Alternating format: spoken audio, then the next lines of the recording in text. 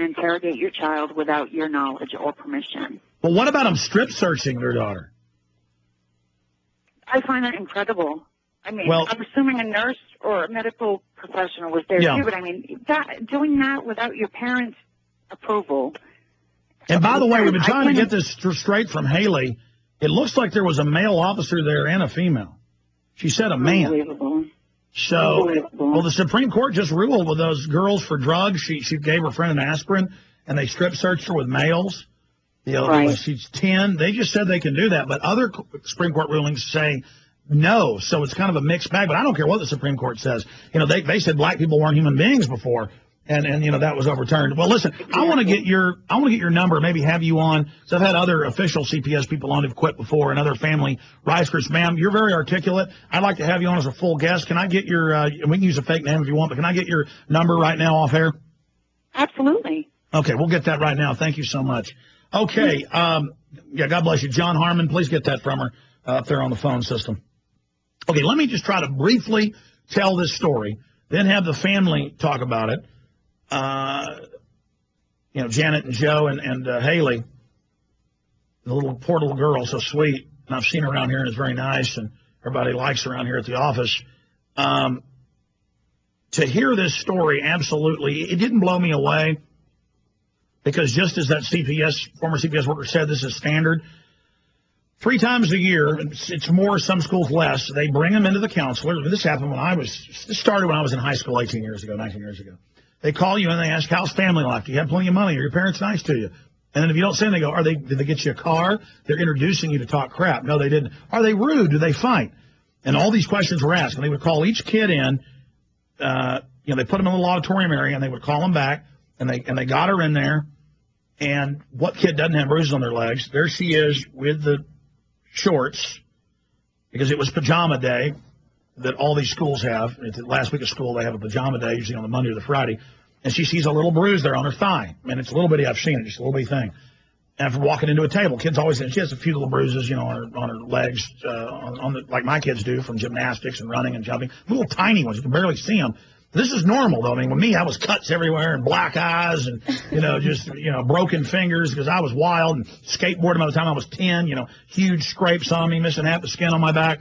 I would have been gone in today's society.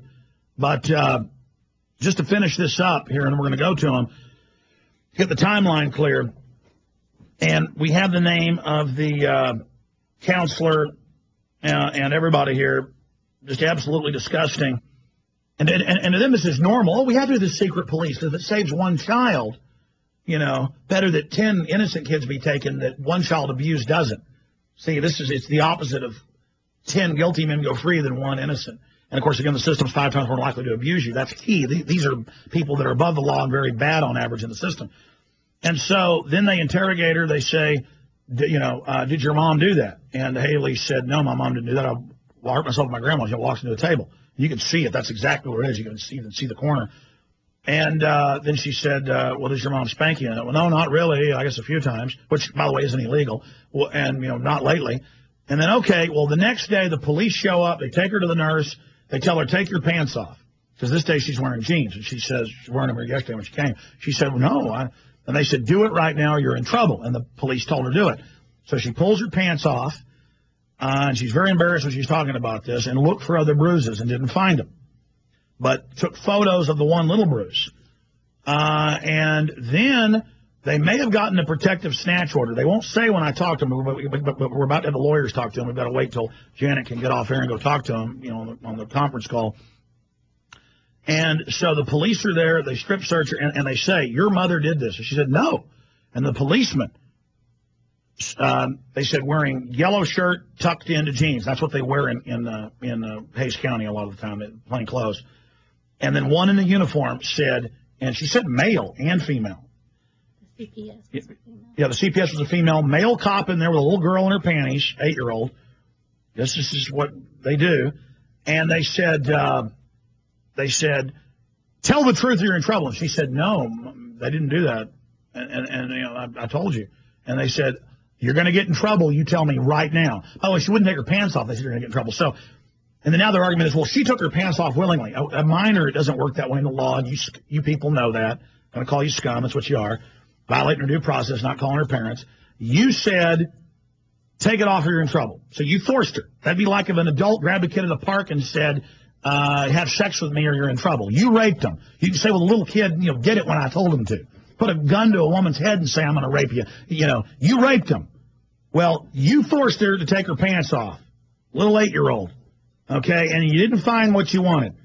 So you wanted to get in their house. You start calling her at work at 3 o'clock, and she was going to gymnastics then, threatening Janet Sanchez that you had to come meet at her house. They wanted to go to Janet's house, her house, just south of Austin here in Kyle, by Buda. Or is it Taylor? Taylor's north of here. I get all the names mixed up. Taylor's north. We live in Kyle. It's Kyle. It's Kyle. I'm just so many facts. I know Taylor's north of us, folks, 20 miles. This is south. This is Kyle. I have family in Kyle, not Taylor. And so they're down there in Buda, down by Niederwald and all that, south of Austin, in between here and San Marcos. And so, and correct me anytime I'm wrong, I'll go to you in a moment. We got a lawyer coming up next hour. And so all of this goes on, and I tell her, I say, in my experience, and I'm online checking the law sources and things, I'm going to my things, most lawyers, like all lawyers we talk to and family, say, don't get a lawyer first, don't go home, they're going to force their way in, one dirty dish, one piece of dog hair. They're going to say it's neglect. You heard about the 2 blonde-haired kids from the last lady being taken for sleeping on mats when their house burned down. Even though they'd be sleeping on those at the Salvation Army. They'll be sleeping in a cage once they're in CPS hands. And I said, no, call her. I said, I'm not going to tell you what to do, but what I would say, meet her at a gas station and even see what she says. She calls back. She goes, okay, I'll meet you at the Dutch Roll Shell. And I said, okay, well, drive to the parking lot and see if there's an unmarked or marked police car with her. She gets there in 5 minutes. She goes, oh, my God, I'm here in the parking lot. There's a guy, looks like he has a gun on his side with a T-shirt partway over it. He's at her car. He's driving a black Mercury unmarked, and he's at the window with the lady. I go, okay, drive out of the parking lot, call her, ask if she's there. Yes, she's there. Okay, that's pretty much her. But she didn't like it when I called her this morning and said, we saw you in the parking lot with your little friend. She starts shaking. Oh, sir, oh.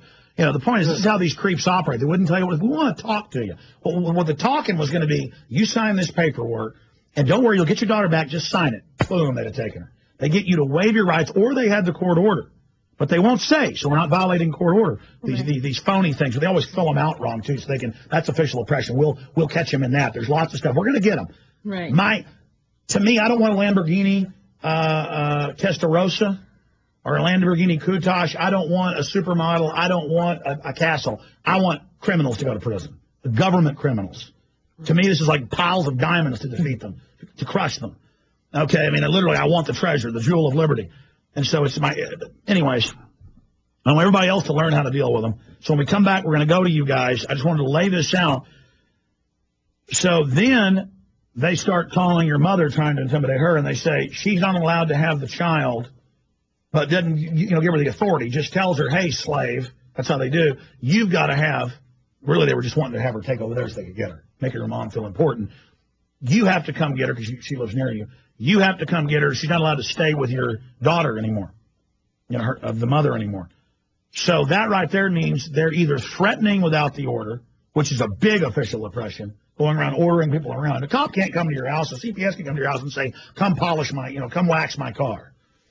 They can't say, do my nails. They can't say, unpack my garage. Well, they can't come and say, you will now take your daughter here.